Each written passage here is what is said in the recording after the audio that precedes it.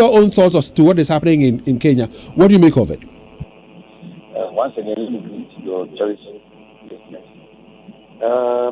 Somewhere in 2013, at the AU conference in Malabo, that's the capital of Equatorial Guinea, the discussion centered on the high unemployment rate in Africa and its accompanying deficit in the youth development. In fact, it was noted that it poses a threat, it poses a continental threat and other few things, including insecurity. Now, our leaders have gone to rest since 2013. No action has been taken. So for me, what has happened in Kenya is nothing strange to me at all. It is a matter of crystallizing of issues that affect the youth. And at this time, I disagree with Austin when he says you don't use wrong means to channel your grievances. Let me ask, when governance also goes bad, what do we do? Because some of these things occur as a result of poor governance. But you agree with me that Kenya is a country of laws. They have laws that governs, what you do. So if you have an issue, you can use an appropriate channel than to attack, touch, David, and destroy. Yes. We have laws, we have rules, which is inclusive good governance. So if the person in charge to make sure that we all have good governance fails to do it, how do you address that? Many of them have engaged in poor governance and have got away with it. So the end product is what we are seeing in Kenya. What you said, the end product is what we're seeing in Kenya. Looking at the concerns that the youth of Kenya have raised, coming back home to Ghana, do you see semblance in our situation here? They're talking about high taxes, cost of living being difficult. I mean, looking at the Ghanaian situation, do you see semblances in here in Ghana? Say it again. I'm saying that the concerns of the youth in Kenya that has, warranted these protests. If you come back home to Ghana, do you see any semblance here?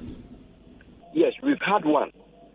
But thank God, those actions happen on the social media. If you remember when the governor of Ghana was trying to construct a new chamber for parliament, this hashtag drop the chamber. I hope you remember. Yes, I do. Yes, we were lucky that those actions were taken on social media.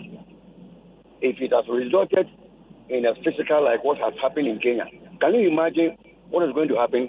Because at that same time, the challenges, the difficulties were still at play. What about what happened, by Oliver Vamawo on the Fix the Country?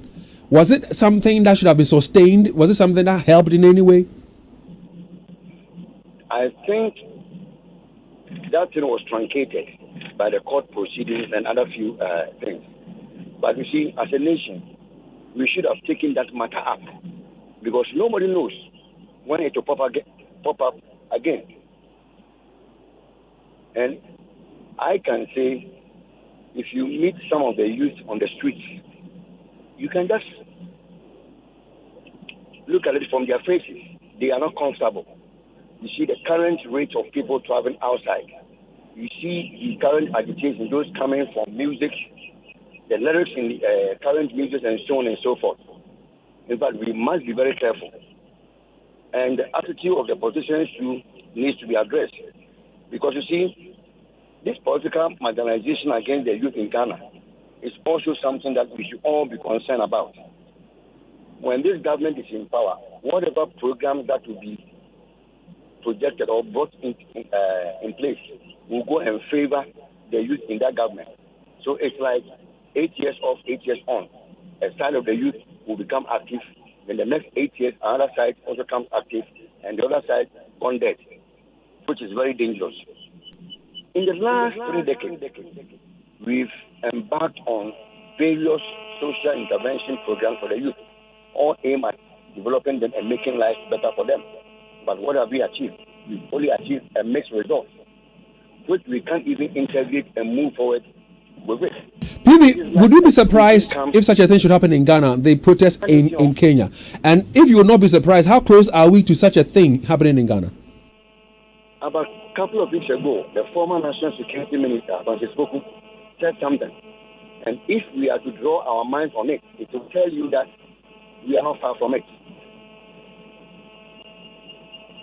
Let me go to you, Austin Wood. Austin, I hope you can hear me.